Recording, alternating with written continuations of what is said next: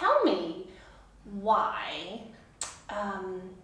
your Erte herbs is all about being earth-based and living your best life. What does that mean? What does that world look like to you?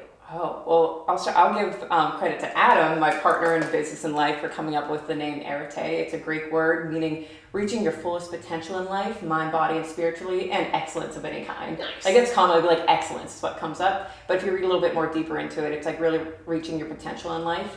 And we thought that it was something that the Greeks looked to like live up to, you know, you reach the state of Erte. So we really liked the Greek mythology and stuff like that, and we tied it into more like natural earth-based living too, because like you said in the prior question, it's almost like a lifestyle, learning herbalism and getting connected to the land better and learning the seasons and living in harmony with the season, the natural rhythm of things. And I just find that like very meaningful and grounding too, and being present more so too. So yeah. I also like the idea of being involved in your life. A lot of modern life is about convenience, which saves you time, but it also saves motion, and we become very stuck and sedentary, both literally and figuratively. So I like that idea of being earth-based and achieving that state because you are present and you're actually involved. Which is why I really like the idea of this DIY program, because getting your hands in there is usually the scariest part for people when they're thinking about taking that first step. Like, where do you even it's start? terrifying. Well, I remember our teacher, Maya, she told us a story about how she was terrified to make a tincture, and she took a whole program and never actually made the tincture. Yeah. Do you remember, was that online or in person? Because I'm like, how did she get away with that? Yeah, it was all online. It was online. And great point to bring up. Yeah. A foundations course, I think online programs are great and there's a place for them, but I think those are more like reserved for like more the advanced programs or getting like niched into it. But like the foundations course, if you're new to it and you're just experiencing herbalism for the first time as a beginner, getting your hands dirty and actually making these projects is so crucial, because I know like if you don't, you read, here's an article on how to make elderberry syrup. You'll read it and be like, I understand. I don't need to make it. And then you come to it, you're still nervous. You need to build that confidence is actually doing it. And having an instructor there, you, Paula, you can guide everyone so they get a little nervous and you like fix it. And you're like, okay. And what it comes down to is you're gonna make mistakes. Yeah. You're gonna do something Yeah. wrong, accidentally, silly. Something's gonna happen. Something's gonna spill. Somebody's gonna drop something. Oh, yeah. And that's okay. But you don't know that in the beginning. Like you need that experience of dropping something. You also need that experience of making things that don't work out. So honestly, I've been going through my inventory and seeing what kind of stuff I have made and I have at home, and I've got all stored up so that I can bring it in for people to try. And I'm saving some of the gross stuff. Some of the the scary monsters. Yes. Rich monsters. Yes. So like here's what an oil smells like when it's off.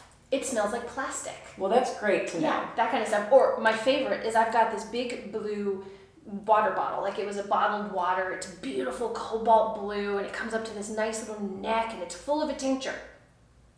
You have no idea. I have no idea. Mystery tincture. It's the mystery tincture, and I cart it around. So every time I teach a workshop, I hold it up. I'm like, anybody know what this is? Me neither. Label. That's probably the most important. And I'm sure that day, that's the only tincture I squeezed out. And I was like, I'll be fine. And a week later, I was like, I'll get to it. And now it's been years. I still struggle with that sometimes. I've learned my lesson, but I'm just like, I'm so tired. I know what I made last night. I'll just make the label tomorrow morning. Yeah, and then 2 years 2 later. years, I was like, dang, what was that? And to some extent, some tinctures are very, or even teas or syrups or anything are very like, oh, that's obvious. valerian. Yeah. You'll never not know valerian.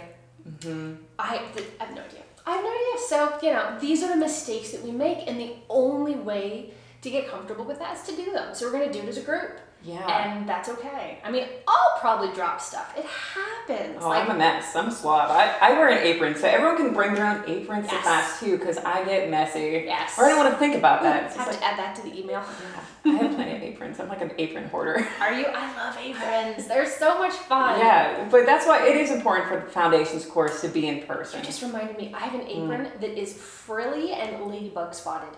Perfect. It's red with big black spots. I'm totally wearing that on the first day. Absolutely. I have to dig it out. I love that thing. I forgot about it. Another thing that kind of irks me, which I think is awesome, but I don't know, because we're trying to do online programs too for our like other types of classes that are easier one-offs. Foraging is so hard to do online or even learn from books. So it's not even really realistic to learn plants through a video. They just turn into a green. It does. On a video. Does. It's just a wash of one pixel of green. So we'll be going around plant walks. Yes, and I will state right away, I am obnoxious to walk with because I get 1 foot at a time and I have to stop and look at plants. Like right now, I'm already trying to see the little tiny mullein plant that you have growing right outside. Yeah, like a crack. So cute. I see plants all over the place. So we don't even necessarily have to do like an hour-long foraging walk. We might just take a walk around the yoga barn and there's 24 things I'm going to point out to you. And we're going to do that consistently, and that's how you learn that kind of stuff. Yeah. Which is worth pointing out. We're going to make 2 projects every month. We're going to be learning this kind of stuff, but it's a 6-hour class. We're not going to be making projects for 6 hours. So let me tell you some of the other goodies, because fair warning, I'm a nerd. So I am also, I guess, fascinated with how we work. So herbalism is fun to see how the plants interact with people and how they interact with people differently, because that's one of my goals for this program, is that the students experience the plants, not just read that chamomile is good for digestion and it calms you down. Like it's not that simple. Personally, I don't like the taste of chamomile, except for when I need it. Then I can't get enough of it. There's another herb that we won't be really working with because I'm trying to deal with the local stuff, the things that we can really easily access. But there's just one particular herb that people put in stress formulas all the time, and I've tried a bunch of these formulas. Every time I take a formula that has it in it, my blood feels like sandpaper. What is it? Rhodiola. Oh, don't take our energy formula then. I can't. Yeah, I have to. I have to read labels. I am a very dry person, and rhodiola is a very drying root. Super drying. Yes, and it grows in the rocks in the mountains of Siberia. Yeah. A cold, dry place.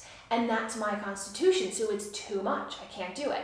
Now, like I said, rhodiola is not really something we're going to deal with in the program in person, because it's just not a thing that you're going to go to the store and find.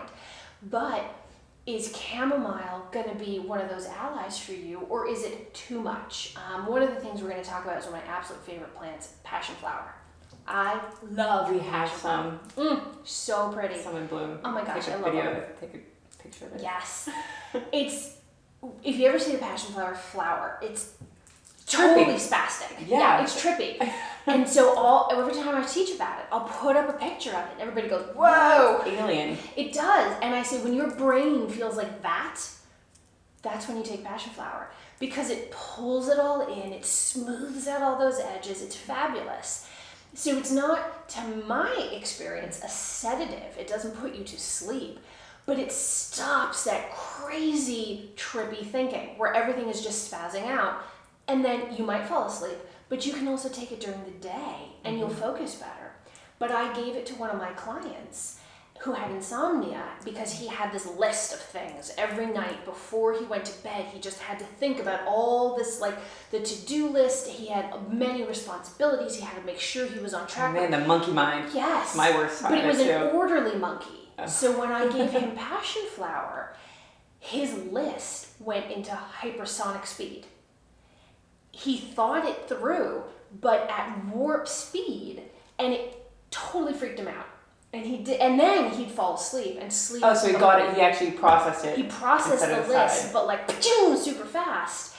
And then he fell asleep, and he had 2 nights of absolutely fantastic sleep. And he gave me the tincture back and said, "I'm not doing this anymore," because the prep until the falling asleep was too uncomfortable. People interact with these plants. Everyone's different. Yes, and it's an actual interaction. It's an actual relationship. So the experience of learning how these plants should work and do work with you is part of what we're going to be getting. Yeah. So we're going to have monthly homework where you're going to be taking home a pile of plants, and I think it's going to be anonymous so that you don't know exactly what you're getting. And then over the course of the mystery bag, and over the course of the month, you play with it in a bunch of different, however ways you want to think up. There's a bunch of suggestions I give you, but be creative, come up with things. And how does it feel? What does it do? Like finding out all of those things, building a little bit of intuition, and also a little bit of faith in yourself. That when you taste something and it feels like sandpaper, that's not a good taste for you. And move on, that kind of stuff. That's a valid experience. But rhodiola is supposed to be good with stress, so I should take it. No, I shouldn't. It's not good with your and constitution. that's okay. Yeah. That's part of what we're going to be learning. Everyone's so unique, and I love how, I always love that too about our foundations program, doing the head work and the heart work. Yeah, exactly. And the heart work is really that experiencing everything and learning what works with your body too. And I always thought that was really fun too, the experiments, but in the head work too. I'm sure we're going to get into a lot of head work as well. I'm sure you're going to have some lectures. Yes. Well, because I really love how everything works, I also am an anatomy nerd. So we're going to learn about all the pathways of elimination. There's, the way I categorize them anyway, there's 6 of them. So that's going to be 6 of our talks. Everything from GI and liver, how we breathe, our skin, the kidneys, and the lymph system, which is also the immune system. We're going to learn about movement, like how the musculoskeletal system works, but also how to repair it. So particularly like strains and sprains and muscle pulls and all of that kind of like injury to the actual body. But there's also a whole chunk of first aid and wound care. And the distinction between when you can take care of it yourself and when you go to the hospital, because this is not like moving out into the prairie and taking care of yourself forever. Like this is not a survival skills class. I appreciate that. Yes. But there are some basic things. Yeah. You know, like how do you clean off a road rash if you skid on your bike? Yeah, when to go to the hospital. And then when to go to the hospital. Yes. You know, like if you burn yourself, what are the levels of burns? And how big does the burn have to be before it doesn't matter what level it is? You go to the hospital. Yeah. So there's definitely going to be that kind of stuff. But in a past life, I was an EMT. So I've seen, to my mind, some really cool things. To most people's minds, some really scary things. Scary. Yeah. And so I can show you that line. And I can tell you about that line without showing you pictures, but I can show you pictures too, if that'll help. So yeah, there'll be some of that first aid stuff. And also the newest body system that's been discovered is the endocannabinoid system. Okay. So this is a body system that maintains our homeostasis. Oh, all right. So all of our other systems have to work within a certain balance. And this is an overarching system.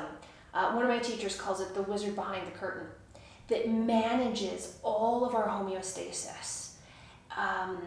And it was only discovered in the 1990s because it doesn't have like a headquarters in the body.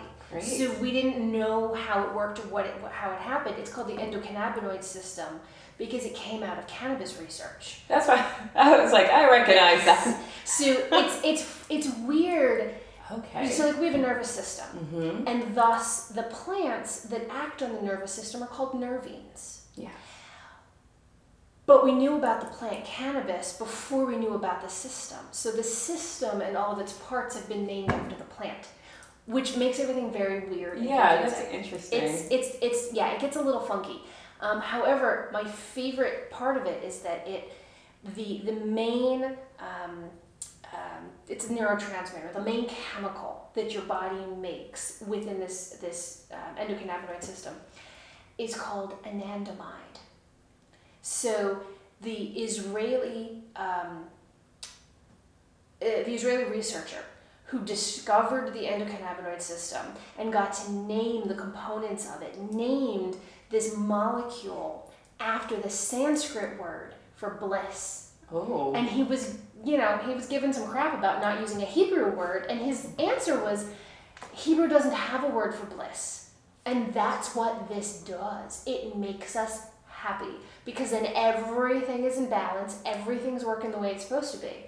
And you can get that with taking, for example, CBD products, which is why they're so extremely popular right now. But there's lots of ways to influence the endocannabinoid system.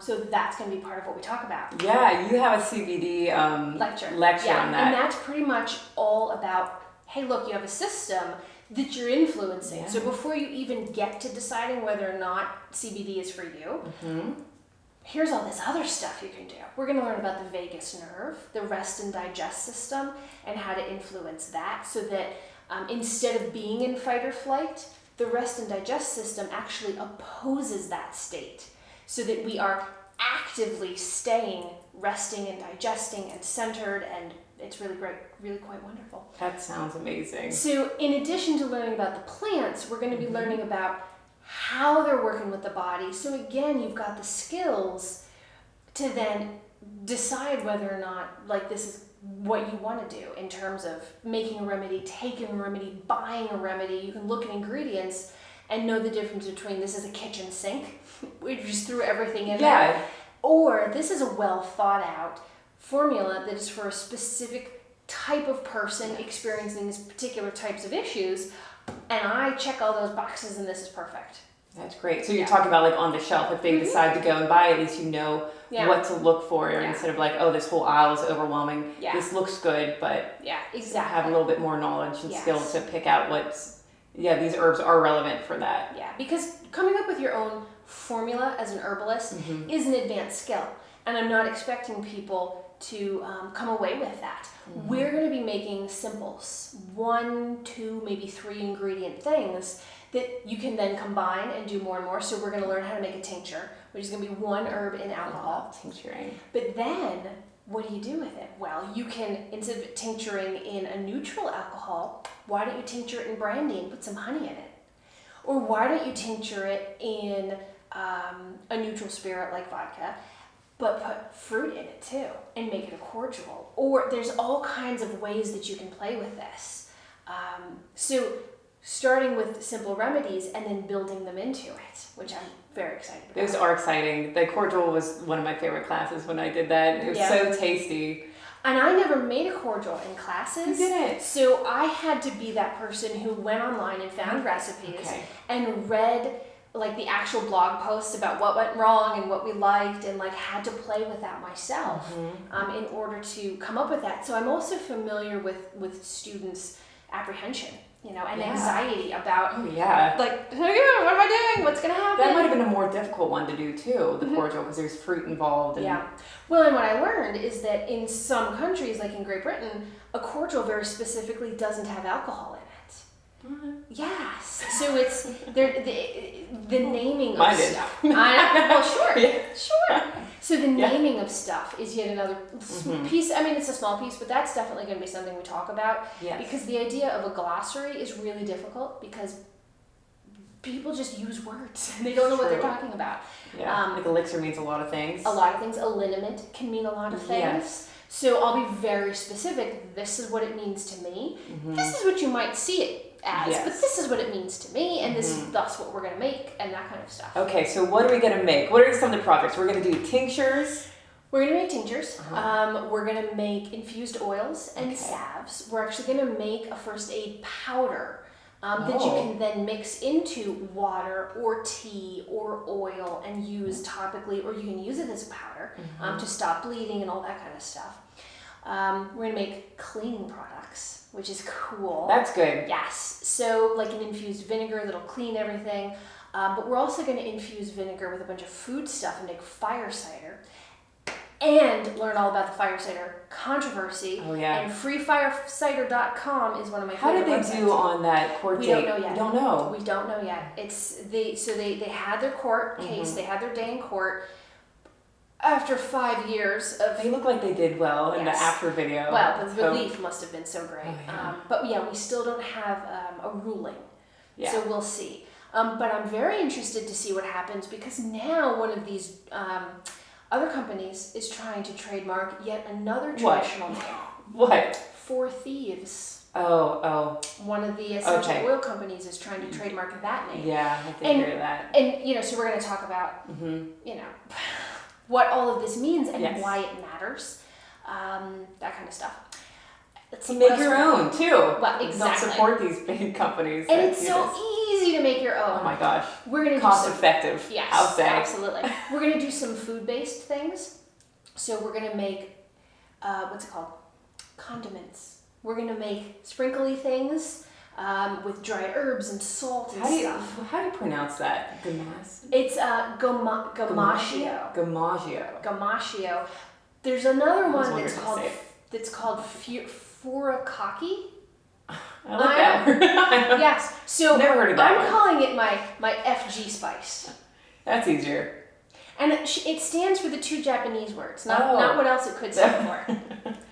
Well, I'd be interested in that one because Yeah. I haven't made one of those, like a Yes. seasoning. They're into super it, simple. I'm interested. Super simple. And then you could add more salt and have it be a seasoned salt. You could add even more salt to the fresh herbs, and now you're preserving the fresh.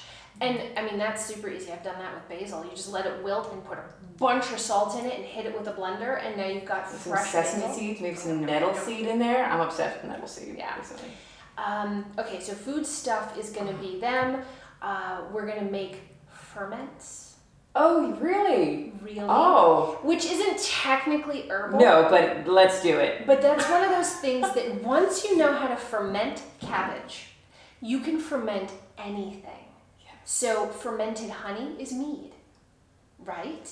And fermented cucumbers are pickles. And fermented, and then you can start adding herbs into this stuff. Garlic honey. I do garlic honey every year, and it's great. Yeah. It's more food. For people that are tough to please, Yes. it really smooths out the garlic flavor. The Makes harshness. it Yes. candied almost. So we are going to do an infused honey as well. Yay. And then we're going to talk about turning an infused honey with a tincture into an elixir, which is a sweetened, you can use it as a cocktail mixer, but you can also just use it in a dropper bottle as a daily tonic. That tastes good. That tastes better usually. So good. Some plants don't taste so great, but some taste amazing. Yeah. And it's easier to put them in a tincture form if they are gross ones. Yes. So. And so one of the pieces to talk about in making all of these things is shelf life and preservation. So learning, like when we make a syrup, we're going to actually not make elderberry syrup because that's the easy thing. We're going to make a lemon ginger thyme syrup. Oh, Yeah. that's me thinking about how that. That has a little bit of apple cider vinegar in it too. So it's really that like antiviral, like right in through here kind of syrup with all these different ingredients. Lemon thyme would be good in that. And what kind of sugar concentration do you need to keep it shelf stable?